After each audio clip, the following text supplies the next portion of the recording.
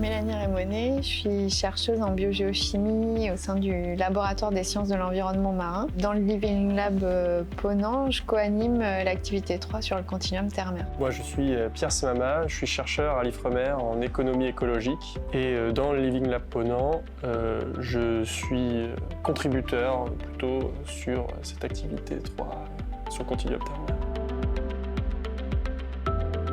Continuum terre-mer se définit autour du circuit de l'eau, depuis l'amont des bassins versants jusqu'à la mer, en passant par les rivières et les zones d'estuaire qui sont une zone de mélange entre les eaux douces et les eaux marines. C'est aussi un objet social et économique, c'est une certaine continuité dans les activités.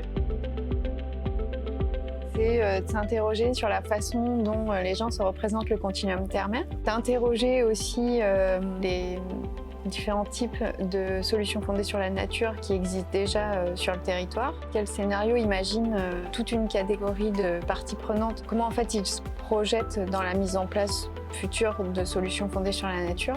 Et quels impacts vont avoir ces différents scénarios, impacts environnementaux et socio-économiques? Au RAD de Brest, il y a un contrat de baie qui a été initié en 2022, au sein duquel un diagnostic environnemental a été fait et a mis en avant des enjeux autour de la qualité de l'eau. Et ce qui a aussi été mis en évidence, c'est un lien fort entre la qualité de l'eau de la rade et les activités sur les bassins versants. Tout le monde. Parce qu'en fait, c'est autour de la ressource en eau.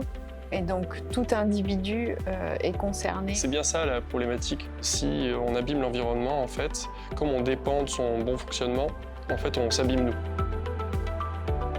Je pense que dans 10 ans, la situation n'aura pas énormément évolué. Le changement des institutions formelles, c'est des processus qui vont de la décennie au siècle. Donc 10 ans, c'est un pas de temps qui est un peu court. Moi, finalement, ce que j'espère, c'est que on ait tous progressé dans la façon de penser notre lien à l'environnement et au circuit de l'eau, en fait.